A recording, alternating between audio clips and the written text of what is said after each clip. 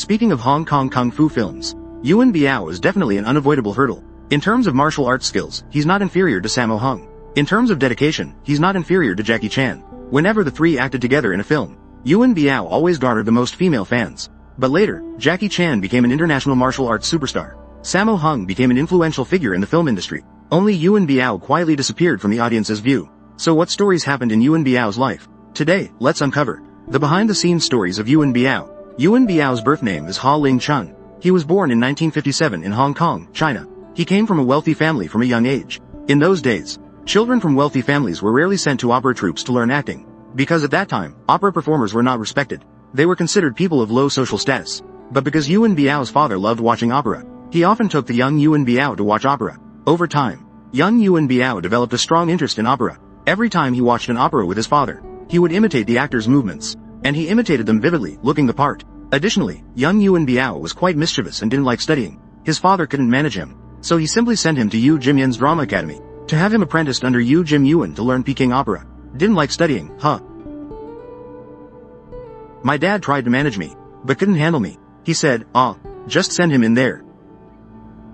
Yuen Biao was very happy when he first entered the drama academy, because he didn't have to study academic subjects anymore. But after half a month, Yuen Biao regretted it. After Yu Jim Yuen saw that he was familiar with the school's environment, he started to formally teach him basic skills. It was then that Yuen Biao realized how tough learning opera was. But it was only the training hardship that young Yuen Biao could still endure. What scared him the most was the master's severe beatings. The training in the opera troupe at that time was extremely strict. Any mistake would result in a beating. Under such harsh training, Yuen Biao only stayed for 2 months before he started clamoring to go home. When I stayed for a week, I was happy during the second week. The master said, it's been about a month. After 2 months, I want to. I said, Dad, I want to leave, I can't do it. But at that time, joining an opera troupe wasn't something you could just do. You couldn't just say you were leaving and leave. To enter the opera troupe, you had to sign a contract. Once signed, it couldn't be changed. During the contract period, apprentices were considered the master's private property. When Yuen Biao first started learning, he not only got beaten by the master, but was also often bullied by his senior fellow apprentices. Because there was an unspoken rule in the opera troupe at that time, that if one person made a mistake, the entire class would be beaten. When Yuen Biao first started training, his basic skills were not solid. Therefore, he often made mistakes that caused his senior fellow apprentices to get beaten. Our contract. The old contracts back then even stated the beatings wouldn't be life-threatening. After Sammo Hung and others got beaten, they would take it out on Yuen Biao. So Yuen Biao was often bullied by his senior fellow apprentices. However, during this time, there was one person who never bullied him. That person was Jackie Chan. Jackie Chan couldn't stand the senior apprentices bullying this little junior. Once, when Sammo Hung was bullying Yuen Biao, he even stood up for Yuen Biao. But the two of them couldn't beat Sammo Hung. As a result, both of them got beaten up by Sammo Hung. Although the senior apprentices often bullied Yuen Biao, he never held a grudge. Once, Sammo Hung broke the rules by going out to have fun. Seeing that the master was about to come for room inspection, he risked getting beaten to warn Sammo Hung. He went out to warn him at the risk of being beaten. Ultimately, Sammo Hung made it back in time, saved from a bout of physical suffering. Sammo Hung saw how righteous his younger apprentice was. From then on, he never bullied him again. In 1971, due to the massive loss of opera audiences, Yu Jimyun's China Drama Academy could no longer be maintained. Jackie Chan, Yuen Biao, and their fellow apprentices each had to find their own way in life. At that time, their senior apprentice Sammo Hung was already a somewhat famous martial arts choreographer in the film industry. So these apprentices turned to Sammo Hung for support. After other apprentices entered the film industry, they all dreamed of becoming big stars. But Yuen Biao never thought about becoming an actor. Because Yuen Biao was from a wealthy family since childhood, he always thought that being an actor was a low-status profession. He learned opera as just a hobby, and never considered it as a way to make a living. So after entering the film industry, his biggest dream was not to become a big star, but to become a top-notch martial arts choreographer. I want to be a top martial arts choreographer. I don't want to be a third-rate actor. So in the first few years when Yuen Biao entered the film industry, he was basically engaged in work as a stunt double and martial arts choreographer. So why did Yuen Biao become an actor later on? This story begins with the death of Bruce Lee. After Bruce Lee died in 1973, Hong Kong kung fu films entered a chaotic period. The void left by Bruce Lee needed someone to fill it. Many opera troupe members and some skilled stunt performers saw an opportunity. They all wanted to become the next Bruce Lee, because actors were paid much more than martial arts choreographers. These stunt performers rushed to the forefront, chasing their dreams. Among the 7 Little Fortunes, Jackie Chan was the most aggressive in this pursuit.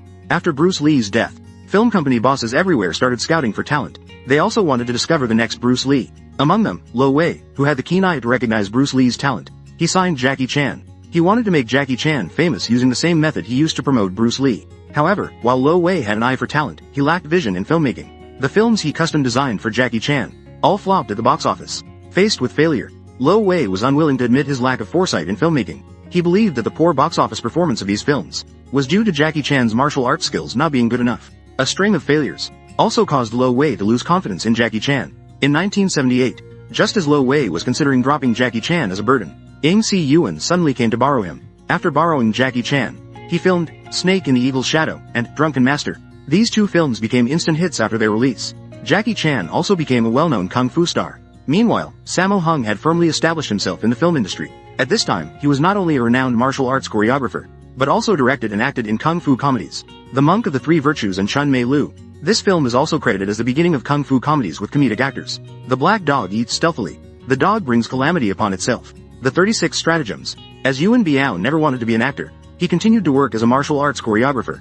During this time, people approached him for acting roles, but he declined, citing he was not ready, and politely refused. Sammo Hung watched as his fellow apprentices were all advancing, while he seemed to be stepping back, so he decided to support his loyal junior apprentice. Later seeing Jackie Chan also becoming a leading actor, Sammo Hung said, "In my next film, you will be the leading actor." I said, "No way." 1979. In 1979, Sammo Hung dragged him against his will to have Yuen Biao star in his self-directed and written film, Knockabout, and made him the leading actor in the film. After the film was released, it achieved a decent box office performance. Yuen Biao also became a somewhat famous kung fu star in the film industry. One self-cut, chicken, vegetable hearts, beef, stir-fry a triple shred, a bowl of white rice at full speed. This year, Jackie Chan also signed with Golden Harvest. The three brothers began to develop together. After The Young Master became a hit, Sammo Hung struck while the iron was hot. He had Yuen Biao star in a film, directed by himself and Yuen Wu-ping, Magnificent Butcher, having him play Liang Fun in the film. The fight scenes between Lam Ching-ying and Yuen Biao in the film left a deep impression on the audience. Did you ransack Po Kai Lam? Whoever dares to touch it won't live. In 1980, Yuen Biao again appeared in Jackie Chan's self-directed and self-starring film, playing the role of fourth brother, the son of the Wusong chief constable. Although his role was small in this film, however, in the film, he wielded a bench with incredible intensity. Every move was precise, leaving a deep impression on the audience. You must think I can run away anytime, right? If you want to run, just ring the bell, so I can be prepared. In 1981, Sammo Hung once again allowed Yuen Biao to play the lead in his self-directed and self-written film, The Prodigal Son. After its release, the film became an instant hit, and achieved a top 10 box office ranking. This film also solidified Yuen Biao's place in the film industry. Throughout the 1980s, Yuen Biao was popular all over the country. At the time, people referred to him along with Jackie Chan and Sammo Hung as the golden trio of Golden Harvest. Of the three, the one with the most potential was originally Yuen Biao, because Yuen Biao combined the strengths of both Sammo Hung and Jackie Chan. In terms of fight choreography, Sammo Hung was not as flexible and flamboyant as Yuen Biao. In terms of dangerous stunts, Yuen Biao is in no way inferior to Jackie Chan. While filming Millionaires Express, Yuen Biao designed a dangerous stunt for himself. He did a somersault jump from the third floor. Moreover, this stunt was done in a single take, without any protective measures. It is important to know that if this stunt went wrong, it could have resulted in a broken spine. Even if it didn't go wrong, it could still have broken his legs. However, Yuen Biao insisted on doing it in a single take, without any protective measures, and he completed the stunt perfectly. So, in terms of dangerous stunts, he is in no way inferior to Jackie Chan. So why did Yuen Biao, who had the most potential, suddenly disappear? In the mid-1980s, Golden Harvest, in order to compete with Cinema City, supported Jackie Chan, Yuen Biao, and Sammo Hung, the three brothers, to open their own film company. In 1986, Golden Harvest tailor-made a startup film for Yuen Biao's film company, called Righting Wrongs. After this movie was released, it instantly became a hit. Yuen Biao's personal abilities were also showcased, especially the scene where he jumps from a plane.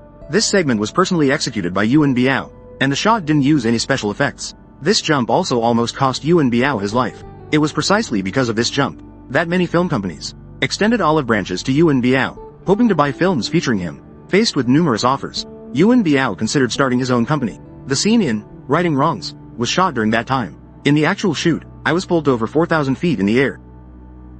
Later, Sammo Hung and Jackie Chan both left Golden Harvest one after another. After leaving, both of them thrived. This also strengthened Yuen Biao's confidence to leave Golden Harvest. After filming Once Upon a Time in China in 1991, Yuen Biao also left Golden Harvest and established his own film company. Yuen Biao's actions made Golden Harvest very angry. Because Sammo Hung could leave, it was because he had extensive connections. Even if he left Golden Harvest, he could still bring them benefits. Jackie Chan left because he was going to develop his career in Hollywood. This did not conflict with Golden Harvest's interests. Yuen Biao left Golden Harvest to establish his own film company. This was equivalent to competing with Golden Harvest for business. Therefore, Golden Harvest suppressed him. This led to Yuen Biao directing and starring in The Kid from Tibet. Once released, the box office immediately flopped.